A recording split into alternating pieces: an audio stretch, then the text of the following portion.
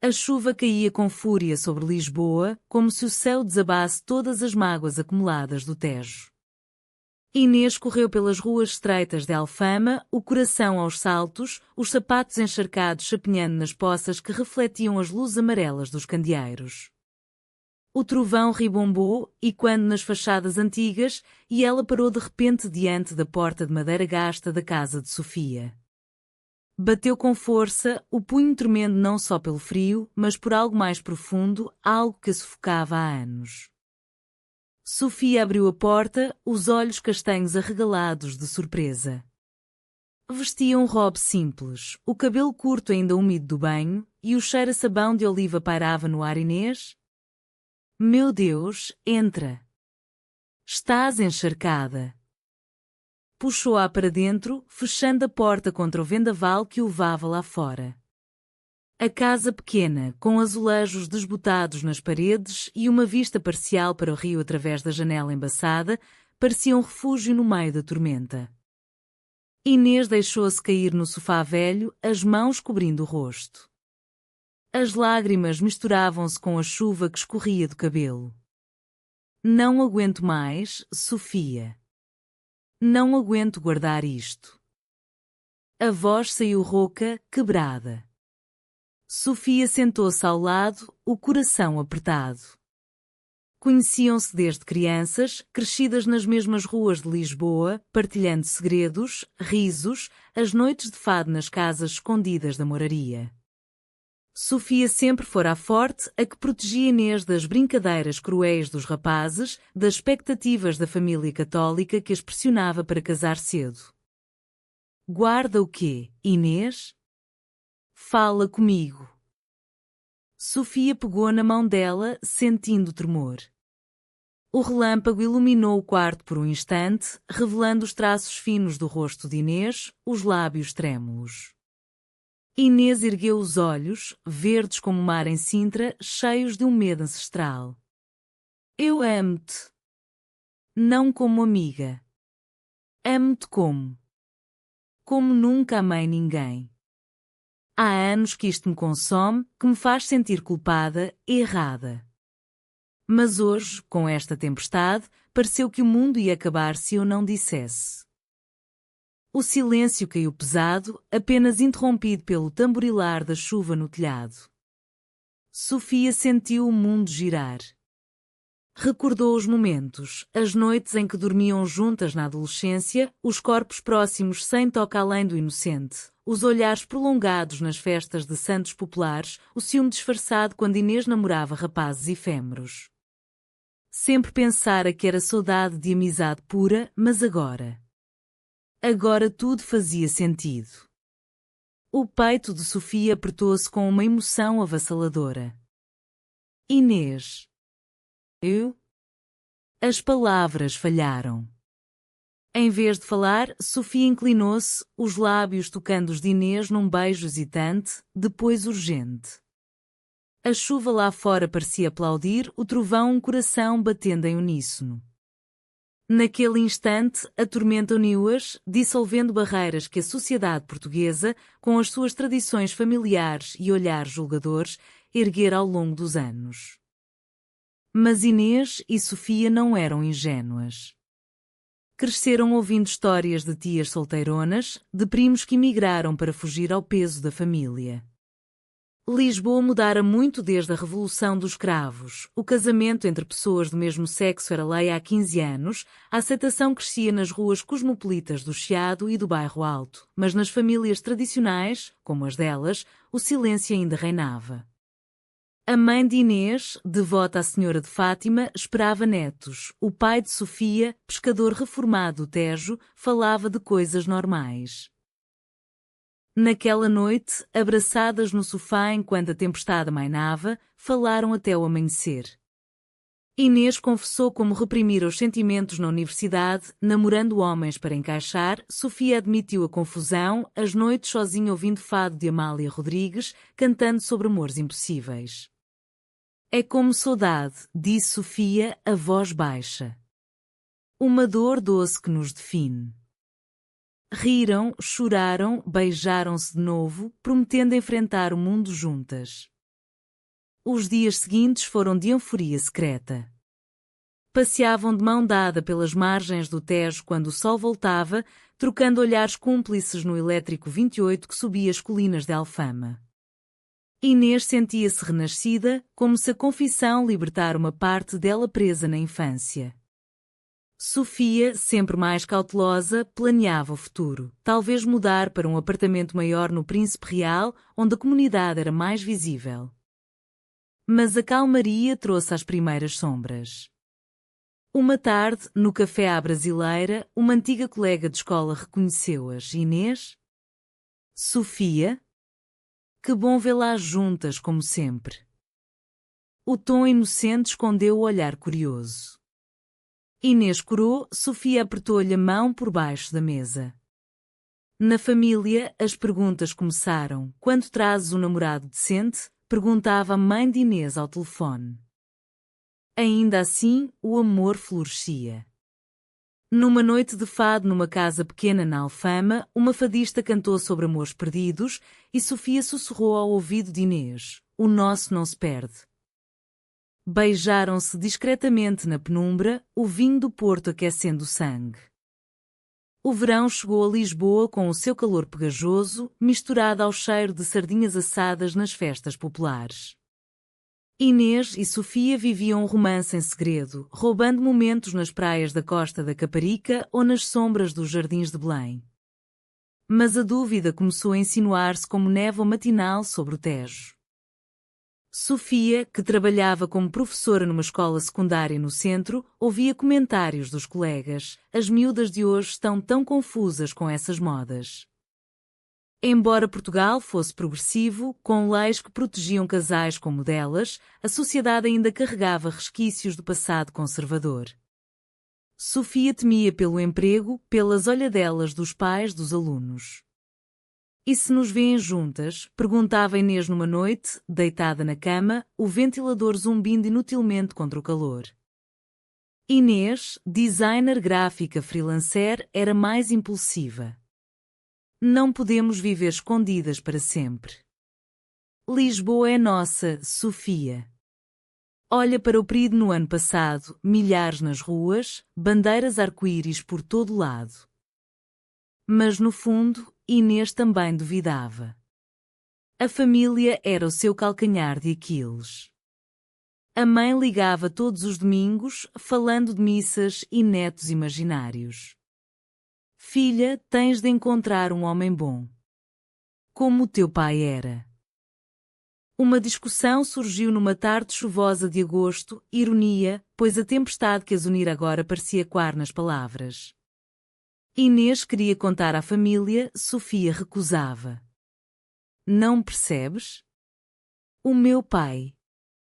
Ele é da velha guarda. Pescadores do Tejo, católicos ferrenhos. Vai deserdar-me." As vozes elevaram-se, lágrimas rolaram. Inês saiu porta fora, correndo pelas ruas até ao mirador de Santa Luzia, onde o rio se estendia cinzento, refletindo a sua dor. Sozinha, Sofia ouviu fado na rádio. Estranha forma de vida, cantava a voz melancólica. Saudade, essa palavra portuguesa que não tem tradução, mistura de nostalgia e ausência. Sentiu saudade da amizade pura, antes da confissão que tudo mudara. Mas amava Inês demais para voltar atrás. Dias de silêncio seguiram. Inês ficou com uma amiga no bairro Alto, Sofia mergulhou no trabalho. Mas Lisboa, com as suas colinas e vistas, conspirava para a juntar. Num sábado, no mercado da Ribeira, cruzaram-se por acaso. Os olhos encontraram-se entre as bancas de queijo e presunto. Sem palavras, abraçaram-se ali mesmo, ignorando olhares. "Desculpa", murmurou Inês. "Tenho medo de te perder." Sofia beijou-a na testa. "Eu também." Mas o medo não pode vencer. Decidiram dar tempo ao tempo, fortalecer o laço antes de enfrentar o mundo. O outono trouxe cores douradas às árvores do Jardim da Estrela. Passeavam lá, de mãos dadas quando ninguém via, falando de sonhos, viajar ao Algarve, adotar um gato, talvez um dia uma família. Sofia começou a abrir-se com uma colega de confiança, que revelou ser bissexual. Portugal mudou, Sofia. As novas gerações aceitam. Alívio sutil. Mas o conflito maior veio de fora. Uma carta da mãe de Inês, ouvi rumores. Diz-me que não é verdade. Inês chorou nos braços de Sofia. É como se me traíssem a mim mesma se negar. Sofia, pela primeira vez, sugeriu, talvez devêssemos falar com ela juntas. A preparação foi tensa.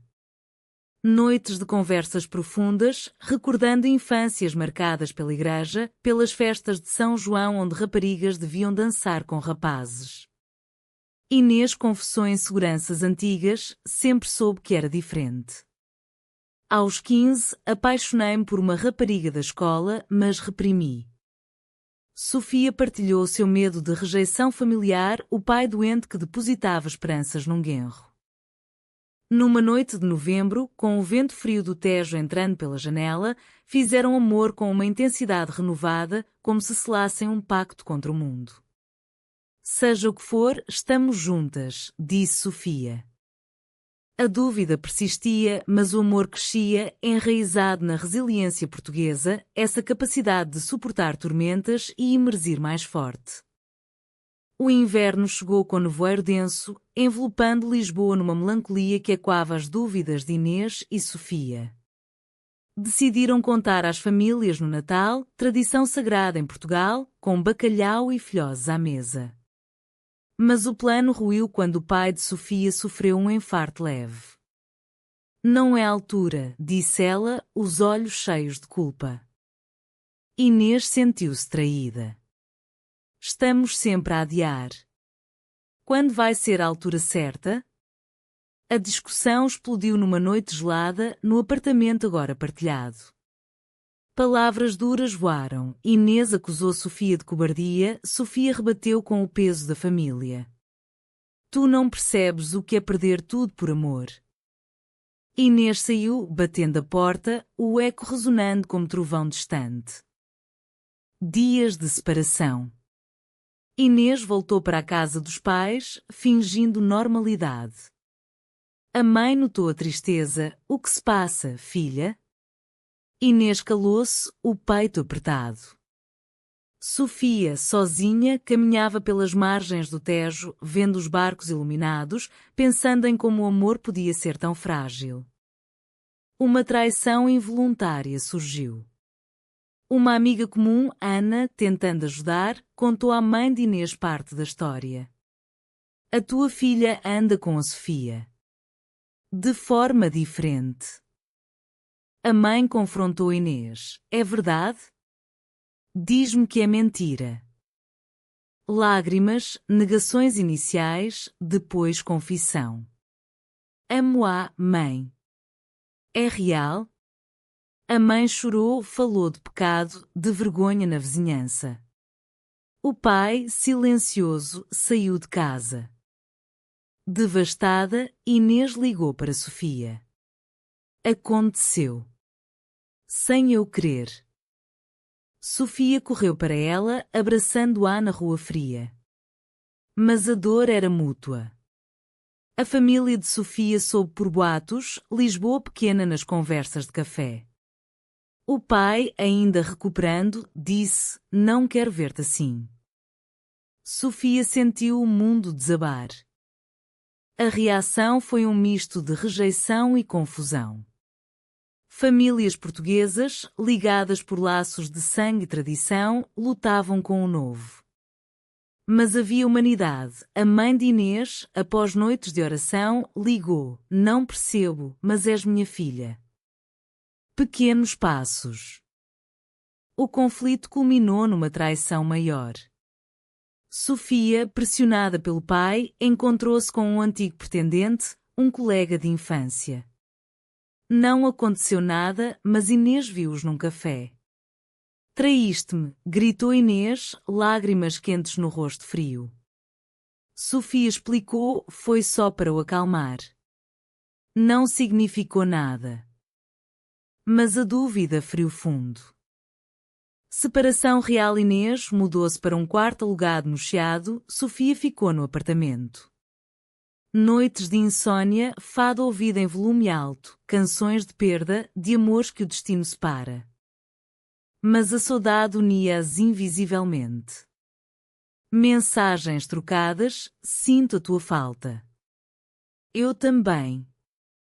Lisboa, com as suas luzes de Natal piscando nas ruas, parecia zombar da dor. Numa noite de concerto de fado quer no Bairro Alto, onde artistas como Fado Bicha desafiavam normas, encontraram-se por acaso. A música falou por elas, letras sobre amores marginais, aceitação dolorosa. Após o espetáculo, sentaram-se num banco com vista para o rio. Errei, admitiu Sofia. O medo quase me destruiu. Inês, eu também fui impulsiva. Reconciliação hesitante. Beijo sob as estrelas, o Tejo testemunha silenciosa. A primavera despontou em Lisboa com flores de jacarandá roxas cobrindo as ruas, simbolizando o renascimento. Inês e Sofia, após a separação, reconectaram-se devagar, como o rio que flui calmo após tormenta. Terapia ajudou, uma psicóloga recomendada pela ILGA Portugal, associação que lutava pelos direitos queer. Lá falaram de traumas familiares, da pressão societal mesmo num país progressivo. Portugal aceita na lei, mas o coração das pessoas demora, disse a terapeuta. As famílias evoluíam. A mãe de Inês convidou Sofia para um jantar, awkward, mas civilizado. Conversas sobre receitas de arroz doce, evitando o elefante na sala. O pai de Sofia, após meses, escreveu uma carta, não entendo, mas amo-te. Lágrimas de alívio. Mas dúvidas persistiam. Inês questionava, será que o nosso amor resiste a isto tudo? Sofia temia recaídas. Uma discussão sobre o futuro, a adoção, casamento, trouxe velhas feridas. Talvez precisemos de espaço, sugeriu Inês. Viagem separada, Inês ao Porto, Sofia ao Alentejo. Distância para refletir. Inês caminhou pelas ribeiras do Douro, pensando em como o amor verdadeiro suporta ausências. Sofia, entre olivais, sentiu saudade profunda. Regresso trouxe clareza. Encontro no mirador das Portas do Sol, vista panorâmica de Alfama. Sem ti, tudo é vazio, confessou Sofia. Inês, o tempo cura, disseste tu. Abraço longo, beijo apaixonado. Reconstrução lenta. Mudaram para novo apartamento no Príncipe Real, bairro mais aberto. Participaram no Arraial Pride, dançando entre multidões, bandeiras ao vento. Sentiram-se parte de algo maior. Conflito final, proposta de casamento impulsiva de Inês. Sofia hesitou, ainda temos cicatrizes. Discussão, mas levou a diálogo profundo. Casemos quando estivermos prontas. Verão trouxe estabilidade. Viagens juntas à Madeira, praias selvagens. Amor maduro, enraizado em compreensão. Anos passaram, o tempo tecendo a cura prometida. Inês e Sofia casaram numa cerimónia simples à beira-tejo, família presente, aceitação gradual, fruto de conversas honestas. Altas e baixas, discussões sobre carreira, Inês querendo filhos via adoção, Sofia hesitante pelo passado. Mas comunicação fortalecida. Sociedade portuguesa evoluiu, mais visibilidade quer, menos julgamentos. Elas contribuíram, voluntariando na ILGA. Alta drama, crise quando o ex-namorado de Inês reapareceu, despertando ciúmes. Traição emocional quase, mas escolheram perdoar. Cura veio com tempo, viagens, fado ouvido juntas, noites de paixão renovada. Hoje, Inês e Sofia vivem em harmonia, o amor vencedor sobre dúvidas. Adotaram uma menina, família completa. A tempestade que as uniu tornou-se metáfora, tormentas passam, calmaria traz reflexão, tempo cura feridas. Lisboa testemunha, ruas de Alfama, Tejo eterno. Conclusão humanista, amor verdadeiro, com paciência e coragem, triunfa. Saudade transforma-se em plenitude. Fim sereno, esperançoso.